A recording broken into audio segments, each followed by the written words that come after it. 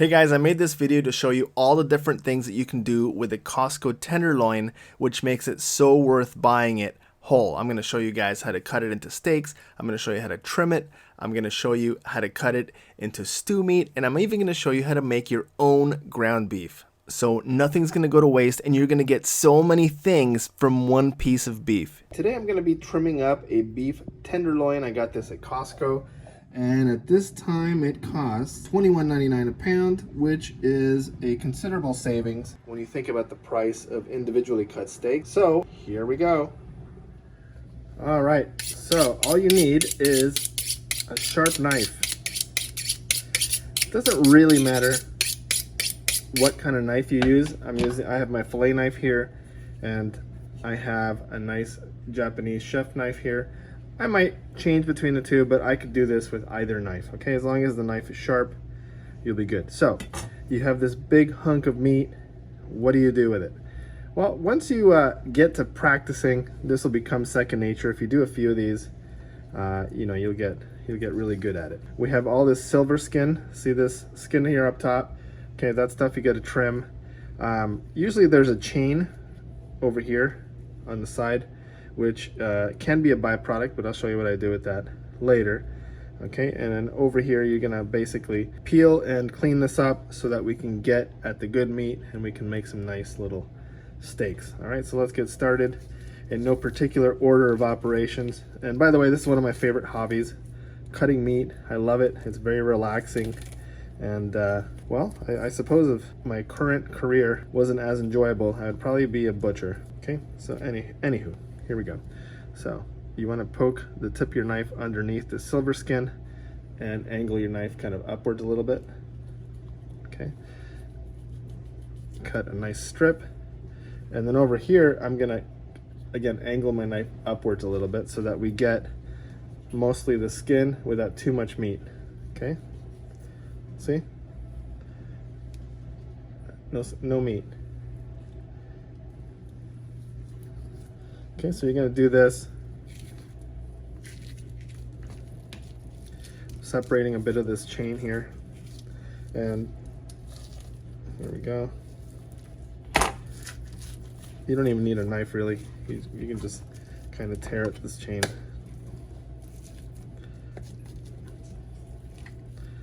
Okay, but I just want to get to this band of connective tissue here.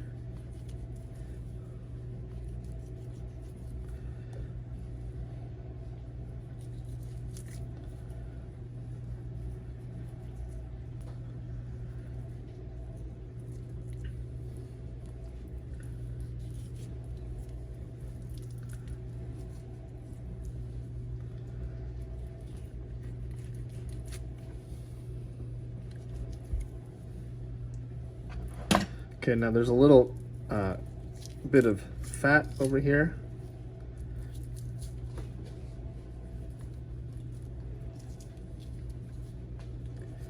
Okay, just gonna cut that out. So if it's just pure fat or pure connective tissue, that's garbage. But if it's meat trimmings, then I'll make ground beef with that. So I'll definitely keep the meat trimmings. Okay, there you go. Now, my pet peeve with grocery stores is that the butchers, or so-called, but I'm going to call them the meat handlers, because a lot of them are not butchers, will leave all this connective tissue. They'll even leave the chain on the steaks. It's really, really freaking sloppy, and I hate it.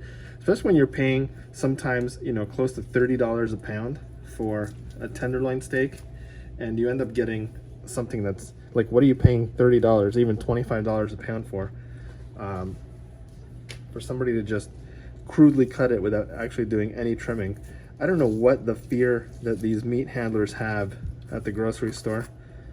I don't know if they think they're going to get fired if they touch a tenderloin the wrong way, but it's really, really obnoxious that they don't ever trim them. Okay, and I'm going to call them out. This happens all the time at Publix. Publix is notorious, as far as I'm concerned, for untrimmed tenderloin steaks at a very expensive price. So Publix, if you're watching this, shopping is not always a pleasure, especially when I'm ordering really expensive steaks and they're not trimmed. All right, so that's my complaining done for today. So here's the chain. All right, so with this chain, I'm gonna actually cut this up into little pieces like this. And this is what I put through the meat grinder, or I grill this, or I make stew. This is really, really good meat. Okay, some of this stuff has really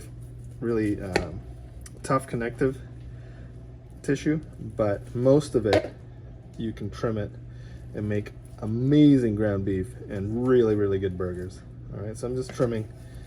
Okay, there we go. All right, so all trimmings.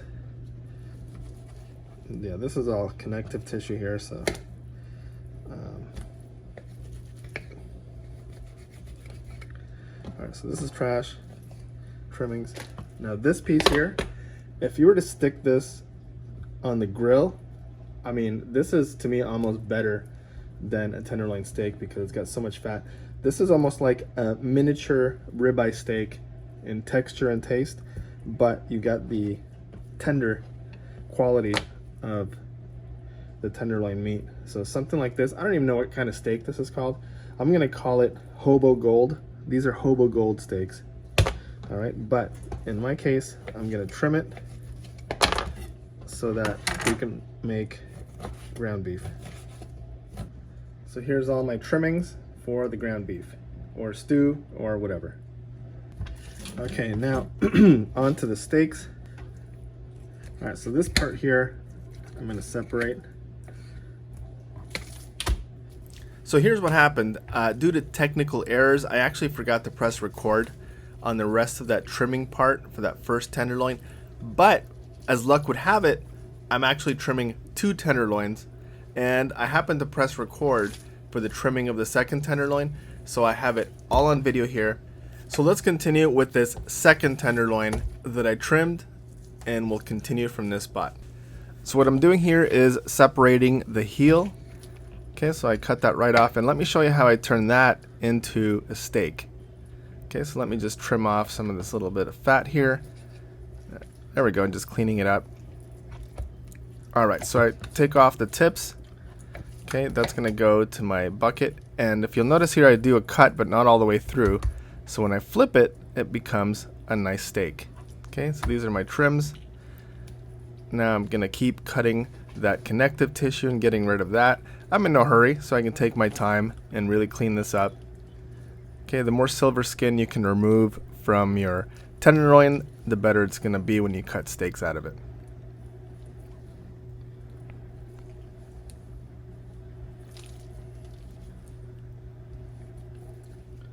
Okay, there we go. Just take your time.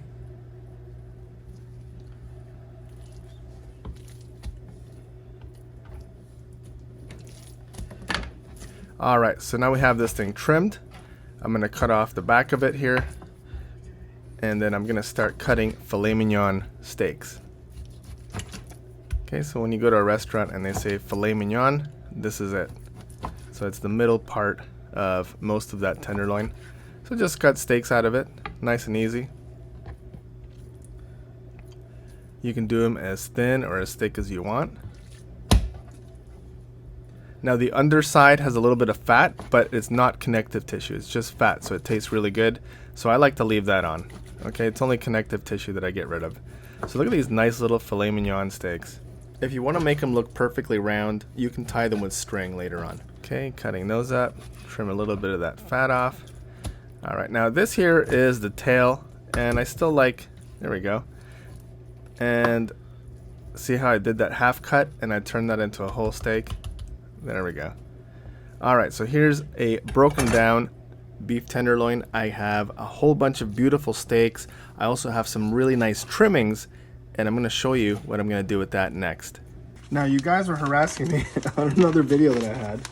You kept asking me why I don't have a vacuum sealer. Well, I do have a vacuum sealer, and as you can see, sometimes I do use the vacuum sealer, okay? So please stop leaving me comments complaining about how I didn't use the vacuum sealers to put away my Costco ribeye, or I think they were ribeye steaks or something like that. In any case, for all the ribeye steak vacuum sealer complainers, here you go. Look, I'm using a vacuum sealer. So these will keep in the freezer really nicely for a very, very long time because I'm vacuum sealing them.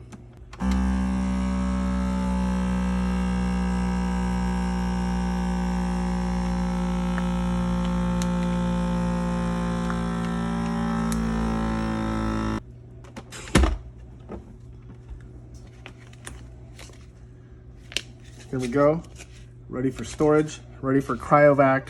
Somebody will find this in the year 2125 and they will be sold for a lot of money. All right, and now with these trimmings, I have my meat grinder here. This is actually a really cool meat grinder. I got this from a thrift store like 10 years ago for $5. One of the best $5 I've ever spent. So here we go.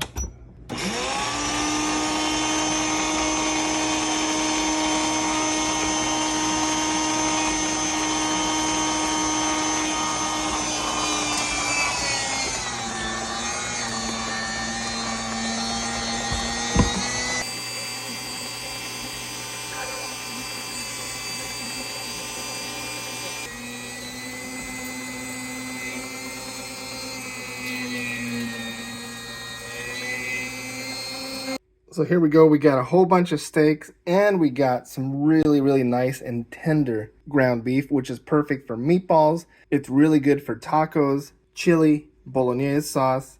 I use it for all sorts of things.